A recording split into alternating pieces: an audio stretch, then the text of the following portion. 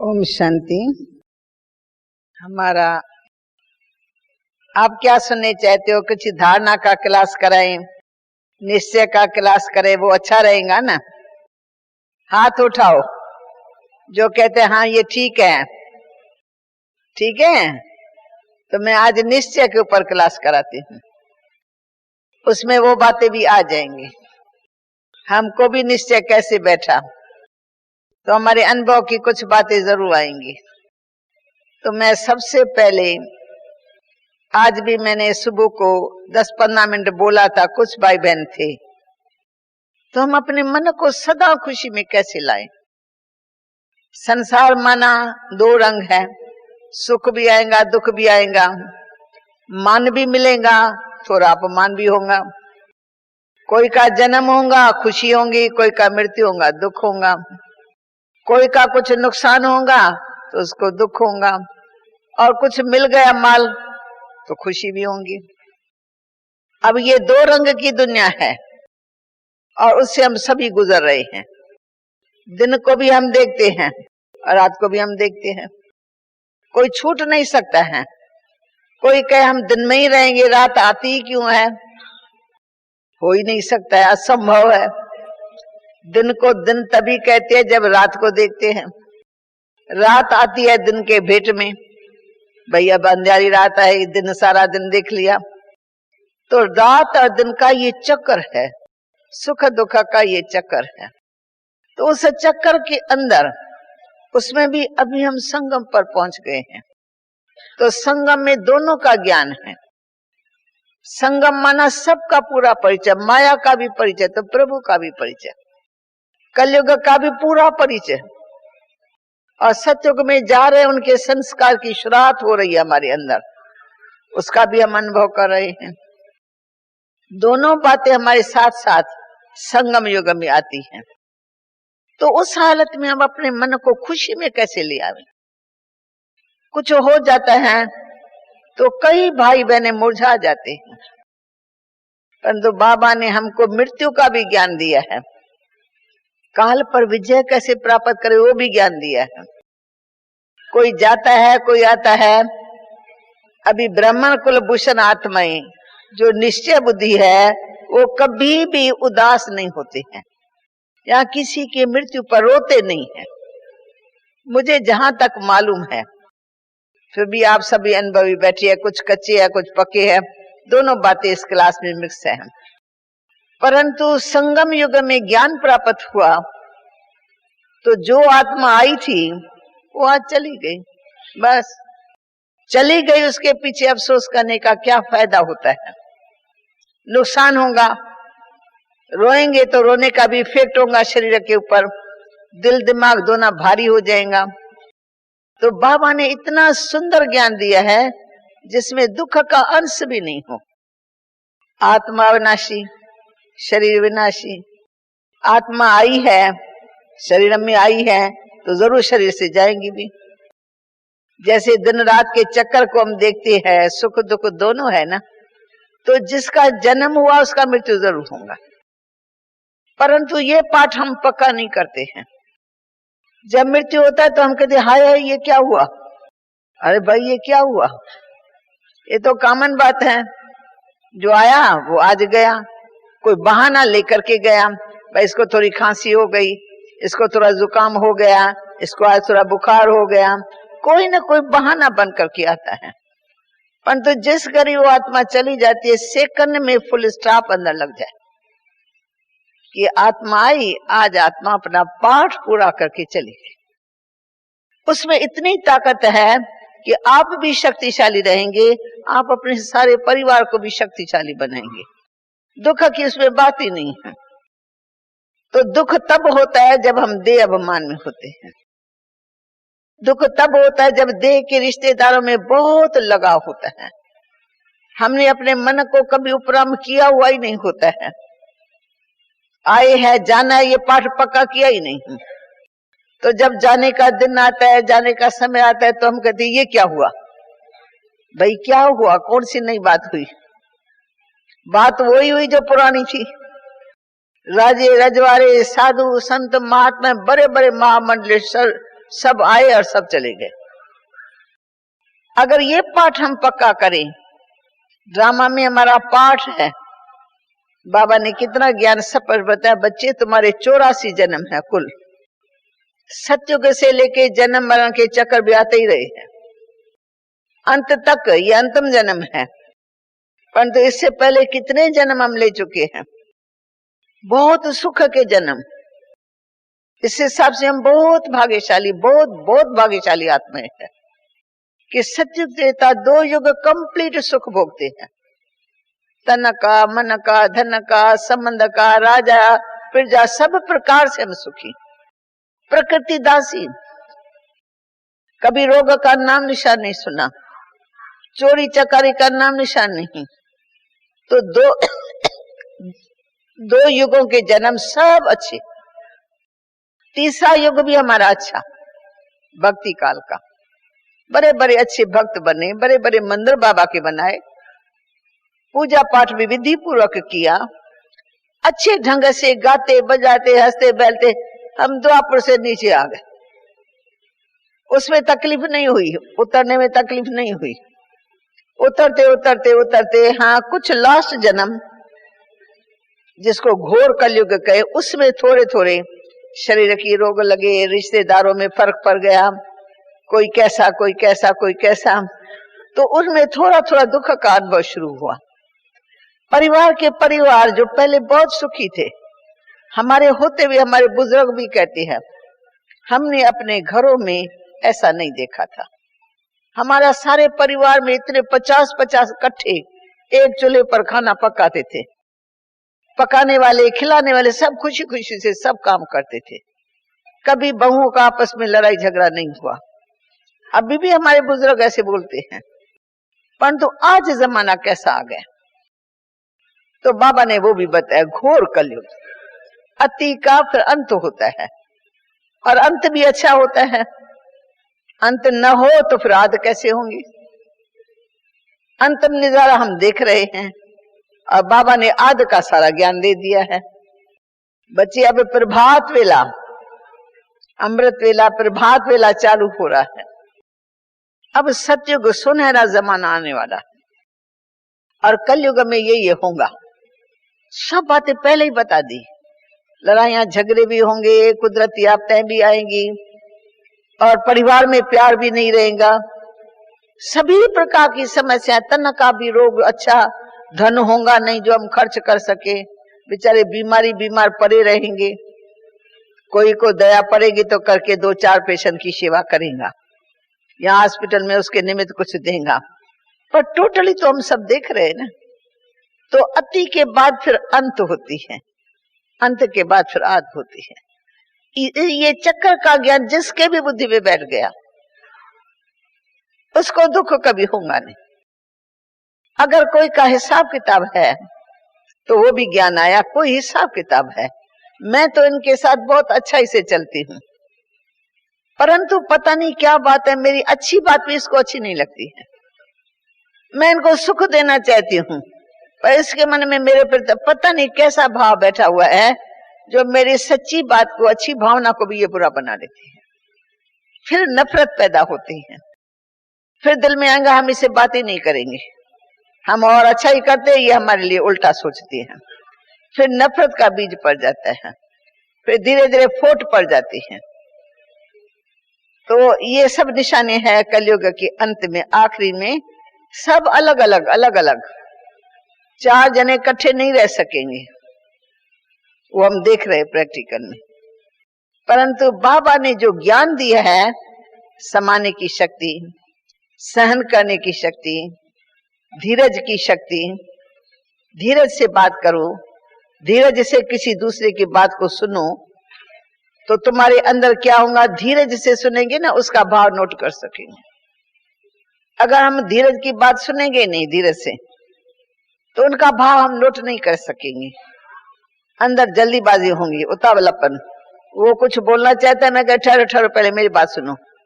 मैं सुनाने चाहती हूँ, वो सुनाने चाहती है, अब कौन किसी की बात सुने, इसमें टक्कर हो जाती है, अवस्था नीचे ऊपर हो जाती है। पर बाबा के सुंदर ज्ञान से जो नई जीवन बाबा ने दी है उसमें ये सब कलाएं बाबा ने सिखा दी। बच्चे किसी की बात को ध्यान से सुनो, प्रेम से सुनो, और कुछ तुम सैल्वेशन दे सको तो सैल्वेशन दो। अगर न दे सकती हो तो प्यार से मीठा तो बोल सकती हो ना। प्रेम तो हमारा जाता नहीं है, उसका कोई खर्चा नहीं होता है। मीठा बोलेंगे उसमें कोई तकलीफ तो मुख को होती नहीं है। जरा प्यार से बोले तो प्यार से जिंदगी बनती है। प्यार में इतना सुख, इतनी शांति है, सारा जहान तुम्हारे वश में हो जाएगा। आप सिर्फ प्यार से बोलो, मिठास से बोलो, और बुद्धि में रखो कि हम आए हैं संसार में, यानी संसार एक बहुत बड़ा खेल है। हम खेला नहीं, हमारा काम है खेल खेलना। खेल में हम दुखी क्यों होते हैं? खेल में हम अशांत क्यों होते हैं? तो खेल को खेल समझ करके चलना, ये है जीवन में जीने की कला। खेल को हर हालत में खेल समझो। खिलाड़ी खेलता है ना, तो उसमें कोई हार भी खाता है तो कोई जीत भी। तो जीतने वाले भी हंसते रहते हैं, हारने वाले को थोड़ा दुख तो होता है, थोड़ा अज्ञान भी है, स्वार्थ भी है, नाम भी बाला होता है, इनाम भी बहुत बड़े बड़े मिलते हैं, तो खुश होते हैं। और थोड़ा और नहीं चलते हैं, नापास हो जाते हैं या मार्क्स कम मिलती है, नंबर कम मिलते हैं, तो थोड़ा मन उदास होता है। तो हमारे को उसकी भी दरकार नहीं। हम ब्राह्मण बच्चों को ब्राह्मण जीवन में क्या चाहिए, जिसको पाना था उसने हमको अपना बना लिया। जो बहुत मुश्किल की बात वो आज बाबा ने सहज करके हमको अपने गले लगा दिया। हमको पहचाना कि तुम तो मेरे कलब पहले वाले बच्चे हो। अब पहचान करके पुचकार दिया, मीठे बच्चों, मीठे बच्चों। अरे ये कौन बोलता है मीठे बच्चे? तो शुरू के हिस्ट्री में मैंने देखा जैसे शिव बाबा की गुप्त में प्रवेशता हुई है, ब्रह्मा के तन में प्रवेशता हुई है, तो ब्रह्मा बाबा को भी ये तो पता नहीं था ना कि वो परमात्मा जिसको मैं ढूंढ रहा हूं वो मुझे अपना बनाने आया है। वो शिव बाबा का चमत्कार देखता रहता है, बात अनुभव में आती है, कोई शक्ति है, पर वो शक्ति क्या करनी चाहती है, क्या बनाने चाहती है, उस शक्ति ने तो उसको अपना बनाना शुरू कर दिया। सेकंड में चेंज, और वो चेंज इतनी स्पष्ट, रात को रात ही कहेंगे ना, दिन तो कोई नहीं कहेगा ना, और दिन को दिन ही कहते सभी। तो चेंज जो बाबा की आई ना, बाबा के चेहरे में, बाबा के नैनों में, बाबा के मस्तक में, बाबा के हर बोल में, हर कर्म में। इंसान तक का बोल कर्म अलग होता है, देवताओं की तो बात ही अलग है।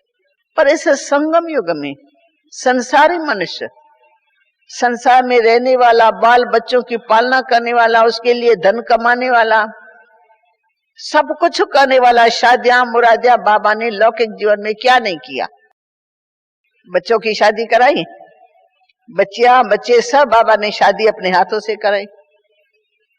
परंतु आज शिव बाबा ने अपना बना दिया, तो बाबा ने कहा बस अब तुमको हर आत्मा की सगाई मेरे साथ करानी है।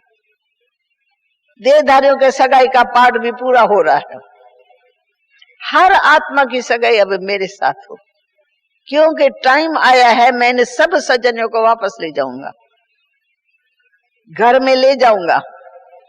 तो मैं आया हुआ हूं, मेरा ये पैगाम सबको दो। तो बाबा ने पहले अपने प्रैक्टिकल लाइफ से पैगाम दे दिया। प्रैक्टिकल लाइफ बाबा की देख करके सब निछावर हो गए, बस हम भी बाबा जैसे बने, हम भी बाबा जैसे बने। बाबा निर्लोभी भी बन गया तो निर्मोही भी बन गया, किसी के प्रति मोह रहा नहीं। किसमें मोह रखे? इतना स्पष्ट शिव बाबा ने ज्ञान दे दिया कि बच्चे ये सब मरे पड़े हैं। कलयुग की दुनिया में जो भी कुछ देख रहे हो इन दुनिया आंखों से, ये सारी दुनिया ही गई पड़ी है, गई की गई। गई की गई ऐसे, मानो तुम जानो कि ये सब मरे पड़े। अब तुम मोह किस में रखते हो, किससे दिल लगाते हो, किसके लिए इतने करोड़ों रुपया कमाते हो? तो बाबा ने भविष्य बता दिया, ये कमाई तुम्हारे काम में आने वाली नहीं है। बाबा के कई बच्चे जो ज्ञान में भी थोड़ा थोड़ा चलते रहते हैं, स्त्री चलती है तो पति भी थोड़ा साथ देता है, बड़ी बड़ी फैक्ट्रियां है। तो जब वो बाबा के पास आते हैं, बाबा से पूछते हैं, तो बाबा कहते हैं, बच्चे इतना धन तुम्हारे काम में नहीं आने वाला है, तुम्हारे पोते दोतरे भी इस धन का सुख नहीं ले सकेंगे, क्योंकि बाबा ने दिव्य दृष्टि में इस सारी सृष्टि का भविष्य बता दिया। बाबा को भविष्य बताया, बाबा ने क्या किया, सब कुछ ट्रांसफर कर दिया, शिव बाबा के हवाले कर दिया। तो नुकसान हुआ क्या बाबा का? प्रैक्टिकल में जो हमारे सामने सबूत है, जो कुछ भी बाबा ने किया, तन मन धन सब स्वास्थ्य सेकंड में कर दिया। बच्चों के लिए एक पाई भी नहीं रखी, पोतरे जो हकदार होते उसके लिए भी कोई हिस्सा नहीं रखा। शिव बाबा ने अपना बनाया, शिव बाबा के ऊपर सब कुछ कुर्बान कर दिया। फिर बातें तो आई सामने, कोई बच्चा चल सका, कोई नहीं चल सका, कोई में कुछ, कोई में कुछ, कुछ कुछ तो पार हो गए, नष्ट मुआ हो गए, और मजबूत धारणा, पक्के योगी, और कुछ योगी नहीं बन सके जो छोटी एज वाले थे, जो दूसरों के सहारे पर चले। तो बाबा के सामने वो परीक्षा भी आ गई, फिर भी बाबा बिल्कुल ही नष्ट मुहारा कि अभी शिव बाबा के यज्ञ में जो गया सो गया। शिव बाबा के यज्ञ से अभी कड़ा दारा नहीं निकल सकता है। दान दिया सो दिया, अब शिव बाबा से लेकर के थोड़ी फिर उन पोतरों दोतरों को बाबा देगा।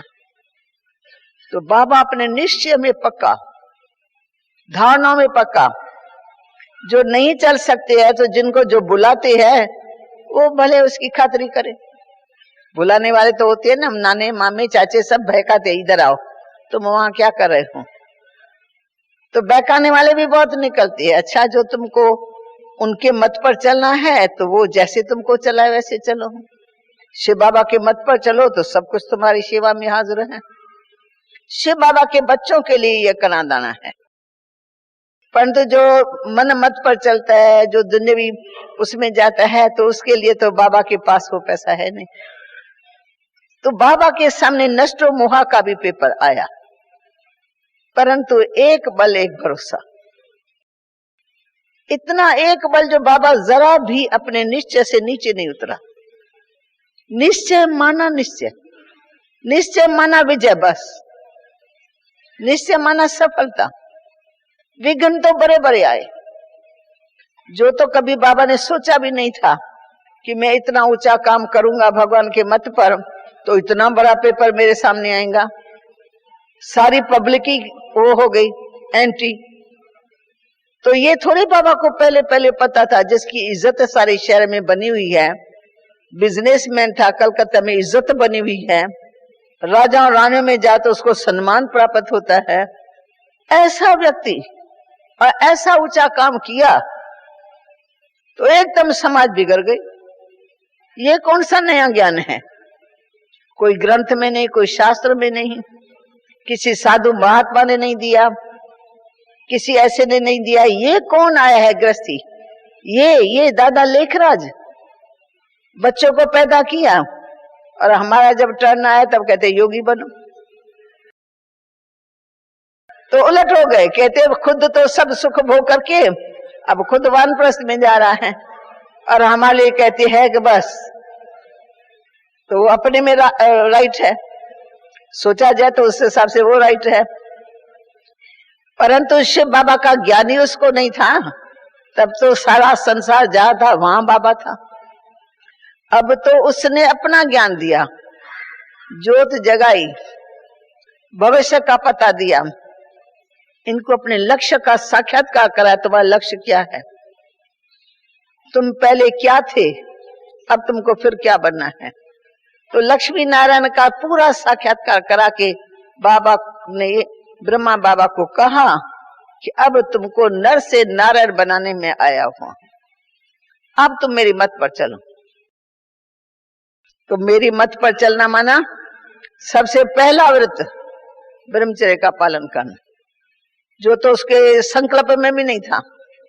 बहू बच्चे बेटे सब शादी करा करके, अभी हाल में 2 साल 3 साल हुआ था, बच्चे को शादी कराए, 2 साल हुआ था बच्ची को शादी कराए, सब ताजे ताजे। एक लड़की की शादी तो मैंने अपने आंखों से देखी 36 से या 35 में। तो सब बातें चेंज है और सब नहीं। तो जिस समय बाबा ने ये कदम उठाया कि ये अंतिम जन्म है और स्वर्ग की स्थापना करने भगवान आया हुआ है, और उसका ये ऑर्डिनेंस है कि तुमको अंतिम जन्म में पवित्र बनना है अगर स्वर्ग में चलने चाहते हो। तो जो चलने चाहते थे वो तो पवित्र बन गए। पवित्र बनना माना बड़ी भारी परीक्षा उनको पास करनी पड़ी, लौकिक संबंधों से, कन्याओं को माता पिता से और माताओं को पतियों से। फिर आप जान सकते हो ये विकार इतना करा है, इतना करा है, अगर स्त्री कहना न माने तो उसको मार के खत्म भी कर लेते थे, घर से निकाल देते थे, जेवर भूषण छीन करके तुम चली जाओ, जहां चाहिए वहां जाओ, पर हम तुम्हारे को तब रखेंगे जब तुम हमारी बात को मानेंगे। तो स्त्री का भी पेपर निश्चय का, बाबा ब्रह्मा जिसने मत दी उसका भी ये पेपर। तो एक ही किस्से में कलेक्टर के पास सब सारे शहर वाले मिलकर के गए कि भाई दादा लेखराज इतना अच्छा व्यक्ति, इतना नामी ग्रामी, इसको ये बात कौन समझावे। घर घर में झगड़े हो गए हैं, पवित्रता के झगड़े हो गए हैं। तो कलेक्टर को कहा कि आप कैसे भी करके दादा को बुलाओ और हमारे मन में जो अरमान है हम भी दादा के आगे रखें और आप उनको थोड़ा समझाओ। तो कलेक्टर ने बाबा को बुलाया। तो बाबा के लौकिक परिवार वाले जितने भी थे वो बाबा के साथ में गए, और जिसकी बहन थी वो हमारी दादी प्रकाशमणि थी, उसकी बड़ी बहन थी, उसका जीजाजी था जो विदेश से आया हुआ था।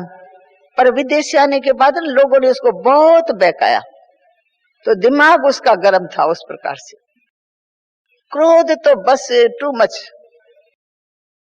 तो बाबा के सामने वो आया और जैसे बाबा को देखा तो गायन है ना, शिषपाल ने बहुत गालियां दी।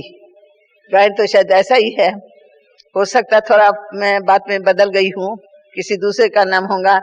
इतनी गाली दी, 108 या 101 इतनी गाली उसने दी। बाबा मुस्कुराता हुआ समझाता रहा, बच्चे थोड़ा शांत करो, मैं बताता हूँ। वो शांत काय की करेगा। फिर कलेक्टर ने समझाया, उसको भी समझाया।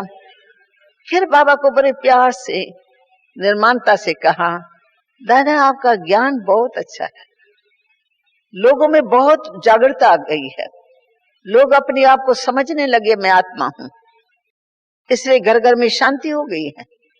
पर दादा सिर्फ ये जो बात है ना पवित्रता की, ये आप ढीली कर दो। समझा, कमजोर आत्मा तो है ना, ढीली कर दो।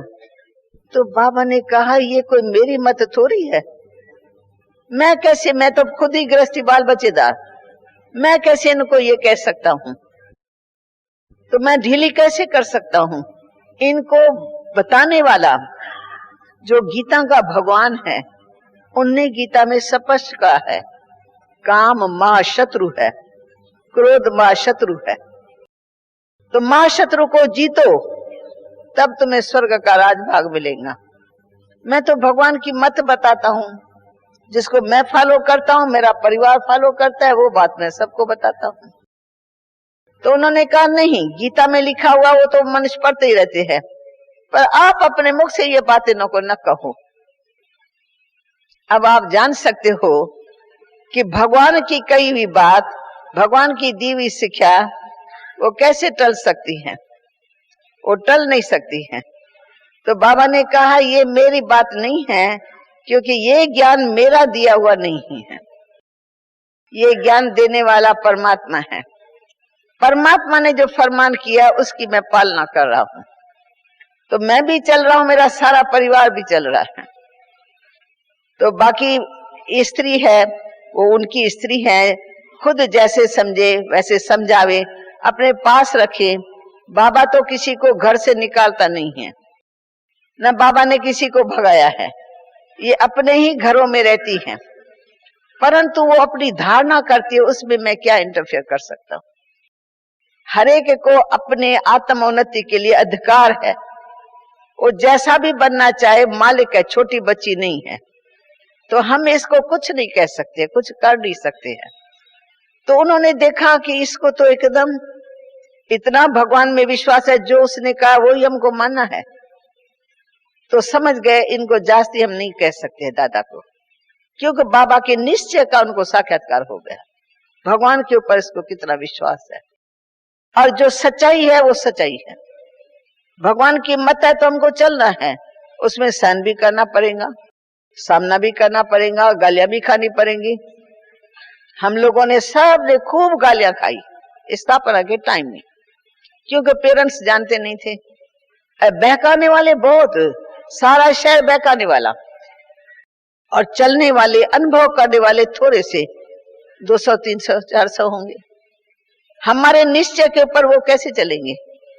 इसलिए वो सब मिलकर के पेरेंट्स को बहकाते थे, और पेरेंट्स हमारे ऊपर अत्याचार करते थे, मारना, गाली देना, कोठों में बंद करना, भूखा रखना, पैसा नहीं हाथ में देना, हर प्रकार से उन्होंने हमको 12 महीना हम परीक्षाओं के बीच से गुजर रहे थे। परंतु एक बल एक भरोसा, हम सच्चाई को जानते थे। हमको परमात्मा में एकदम 100% विश्वास बैठा कि ये भगवान का कार्य, ये दादा का काम नहीं है। ये भगवान हमको अपनी मत देता है, बच्चे स्वर्ग में चलने चाहती हो तुम्हें योगी बनना है। योगी माना जिसका मन वचन कर्म पवित्र हो, योगी माना जो विकारों से मुक्त हो। तो फकत ये जन्म योगी बनना है, स्वर्ग में चलना है, तो ये गंदी चीजें छोड़नी है। तो जिनके निश्चय में बैठा वो तो चल पड़े। उनको मारने वालों ने मार मार करके थक गए, छोड़ दिया, किनको निकाल दिया। हम पैसा भी नहीं देंगे, और हम लोगों ने निश्चय किया पैसा भी नहीं चाहिए, हम अपना कमाएंगे और खाएंगे। तो हम लोगों ने 10-12 बहनों ने मिल करके 10-12 मशीनें खरीद कर दी सिलाई की, और एक कमरा ले लिया। उसमें ऐसा जिनको मार करके निकाल देते थे उनको हम बहनें ही सहारा देते थे, और मशीन देते थे, तुम सिलाई करो, सिलाई से जितना भी पैसा मिलेगा हम मिल करके खाएंगे और खिलाएंगे। तो उन्होंने कहा इनको तो दरकार ही नहीं है पैसे की भी, और उन्होंने कहा एक पाई भी नहीं देंगे। हमने निश्चय से कहा हमको तुम्हारी पाई भी नहीं चाहिए। 14 साल तक पेरेंट्स से एक पैसा भी नहीं लिया। तो वो हैरान, 14 साल इतने सब कन्याओं माताओं को खिलाने वाला ऐसा कौन निकला है? आज 2 मेहमान आते भी खिलाने वाले थक जाते हैं, कहते कब जाएगा? तो हाँ हमारा दिन देखो आज सुबह से लेके बैठा हुआ हमारे पास, कब जाएगा कब जाएगा, पूछेंगे क्या प्रोग्राम आपका। पर ये खिलाने वाला खिलाता रहता, क्योंकि ये परमात्मा की शक्ति काम करा रही थी। ये दादा की अपनी शक्ति नहीं थी। तब तो गृहस्थी बाल बच्चेदार था, कुछ किया थोड़ी ऐसा तो कोई काम किया ही नहीं ना। अब परमात्मा क्या करा रहा है वो बाबा भी देख रहा है। खिलाया पिलाया, 14 साल यज्ञ पूरा हुआ हमारा। 14 साल के बाद फिर हम सेवा के लिए निकले हैं। जब हम अपने में तैयार हो गए, ज्ञान सुनाने लायक हो गए, अवस्था बनाने में लायक हो के तपस्या की अच्छी तरह से, तब बाबा ने आज्ञा दी अब तुमको नगर नगर में, शहर शहर में जाकर के ये बाबा का ज्ञान सुनाना है, औरों को जगाना है, और औरों को स्वर्ग में ले जाने के लिए हमको तैयार करना है, क्योंकि स्वर्ग में गंदी चीज। तो जो बहन पैगाम देने गई वो लौटी नहीं। पैगाम देते देते उन्होंने वहीं रख दिया, हम आपको जाने नहीं देंगे। यानी आप हमको जगाते हुए हमको भोजन रुहानी खिला करके आप कहाँ चले जाएंगे? हम तो आपको जाने नहीं देंगे।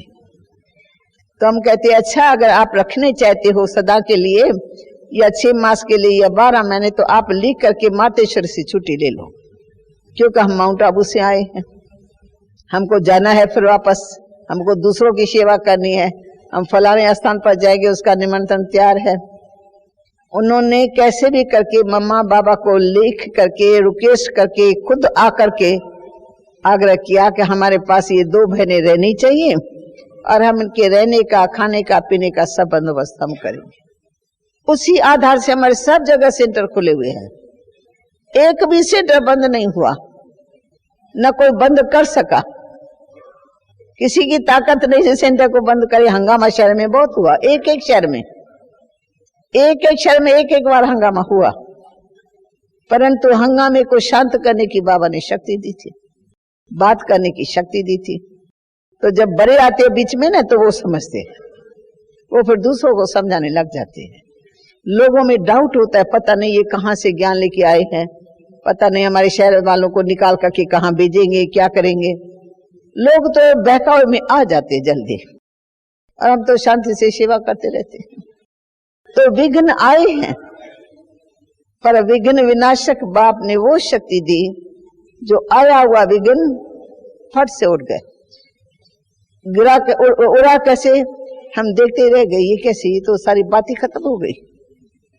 4 दिन ये हंगामा जोर से चलता रहा। कोई एक ऐसी आत्मा, समझदार आत्मा, ज्ञानी तू, वो निकलते हैं, वो उनको भी बिठाते, हमको भी बिठाते, आराम से बात समझ करके उनको समझा देते। भाई झगड़ा किस बात का, इन्होंने क्या किया? कुछ किया ही नहीं है ना। चलना है न चलना है वो तुम्हारे ऊपर है। ज्ञान अच्छा लगे तो चलो, न अच्छा लगे छोड़ दो। बाकी हमारे भारत देश में इसका बंधन तो है नहीं, हर एक को अधिकार है।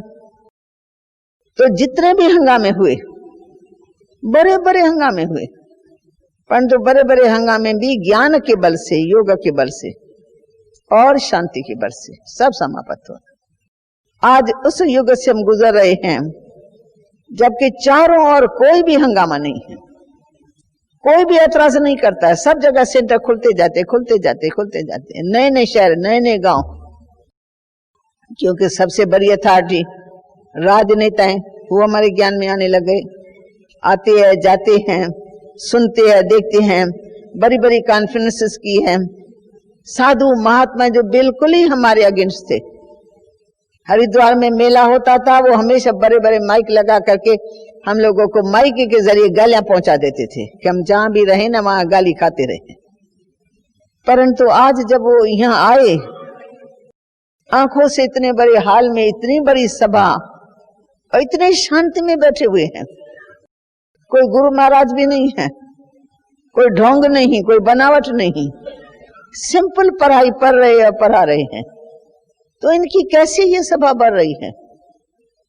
तो जब उन्होंने खुद आके देखा, महामंडलेश्वर ने खुद आके देखा अपने आंखों से, तो फिर हमारी जो वहां रहने वाली है, हरिद्वार में रहने वाली प्रेम बहन है, उनको कहा हम तो वंडर खाते हैं, ऐसा हमने समझा नहीं था। आपकी संस्था इतना कहां के कहां पहुंच गए। हम वहीं बैठे हरिद्वार में, हम किनारे पर अपना वो आश्रम बना के बैठे हैं, कहते हैं हमारा काम यहाँ क्या रहा है। एक महात्मा थोड़ा नजदीक है, घरेलू है, आता जाता है, बहुत प्रेम से बहन से मिलता है। तो कहते हैं हम यहाँ क्या बैठे बैठे, वो हमारे यहाँ मकान बन रहा है, गधे आते हैं, ईंटें लेके आते हैं, फलान लेके, हम गिनती करते रहते हैं, 4 गधे ले आया, 5 गधे, हम यही गिनती कर रहे हैं और तुम लोग तो सेवा कर रहे हैं। तो एक बार हमारी जो प्रेम बहन है, देहरादून में रहती है, उनको मौका मिला, तो भाई इन सब साधुओं की हम कैसे सेवा करें। तो कई बार यहाँ से होकर के गए थे, तो उनको लगा हमारा वहां इतना बड़ा आश्रम है, 100 के करीब कमरे बने हुए हैं, अच्छे अच्छे नए नए ताजे ताजे बिस्तरे बने हुए हैं।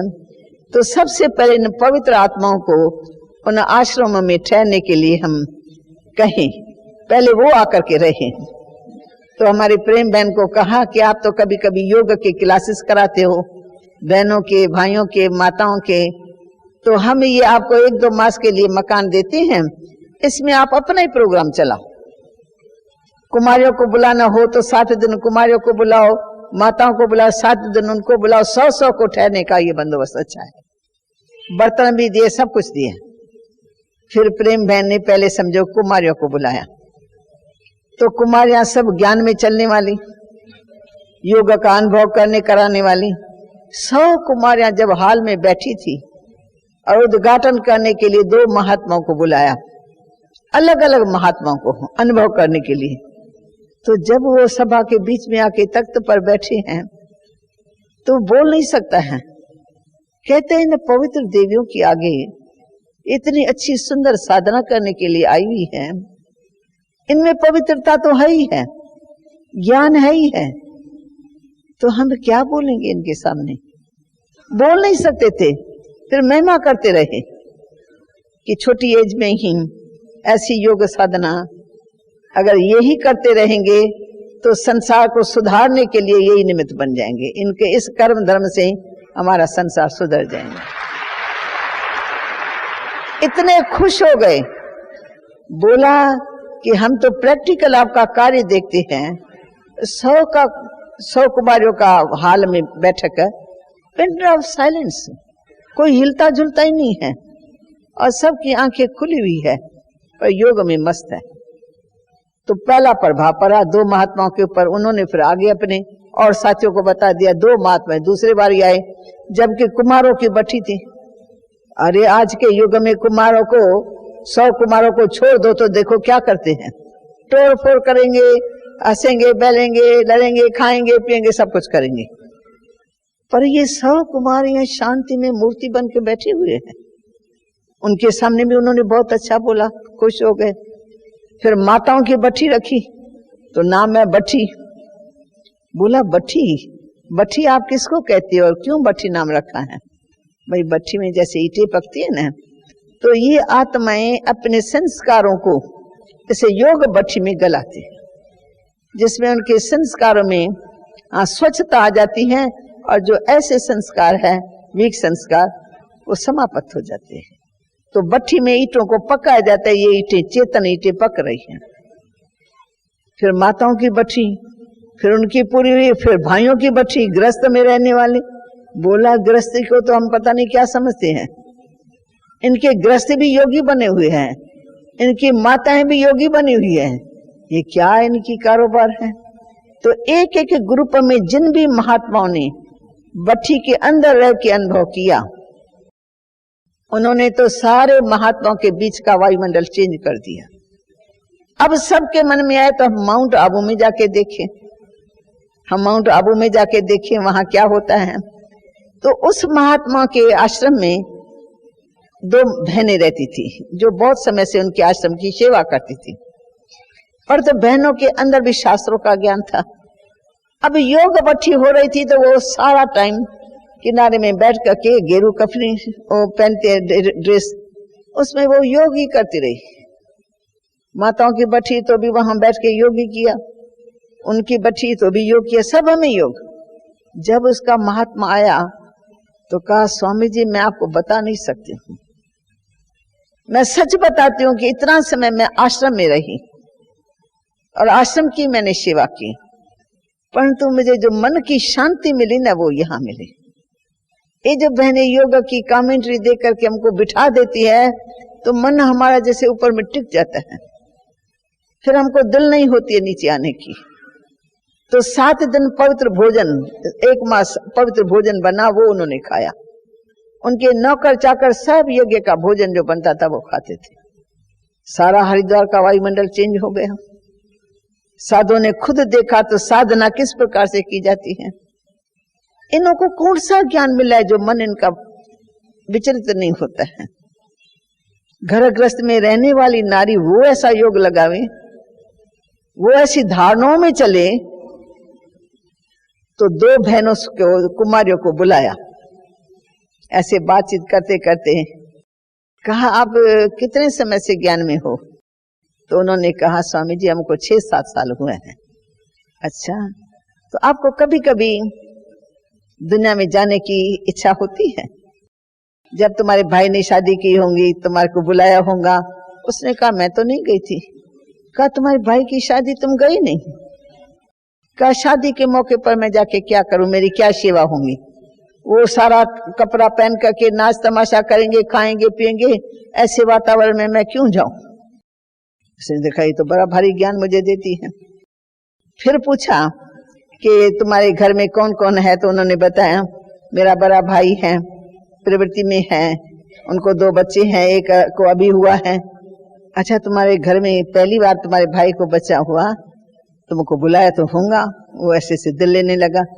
कहा बुलाने वाले बुलाते रहेंगे, जाने वाले हमको पता है किस मौके पर जाना चाहिए और किस मौके पर जरूरत नहीं है हमारी। हम तो सेवा के लिए जाते हैं, जहाँ सेवा मिलती है वहां हम जाएंगे। कोई बुलाएगा यहाँ आपको 10 मिनट बोलना है तो हम सेवा करने के लिए जाएंगे। बाकी दुनियावी जो बातें हैं वो तो होती रहती है, रुकती नहीं है किसी के लिए। न हमारे पेरेंट्स ने हमारे लिए इस बात को रोक लिया है। तो ज्ञान युक्त उत्तर सुन करके उन्होंने ये सोचा कि इनके फाउंडेशन में ज्ञान है, दुनियावी इच्छा नहीं है, देखने की इच्छा नहीं है, कुछ भोगने की इच्छा नहीं है, परंतु अपने मन से त्याग करके आई। तो प्रेम बहन को कहा कि प्रेम बहन तुम्हारे 2 स्टूडेंट्स का हमने पेपर लिया, परंतु दोनों ही पास हो गई। दोनों ने अपने अच्छे ढंग से ज्ञान युक्त हमको उत्तर दिए। तो उसने कहा कि आप किसी भी स्टूडेंट से बात करो, छोड़ते हैं तो क्यों छोड़ते हैं, खाना पीना क्यों छोड़ते हैं?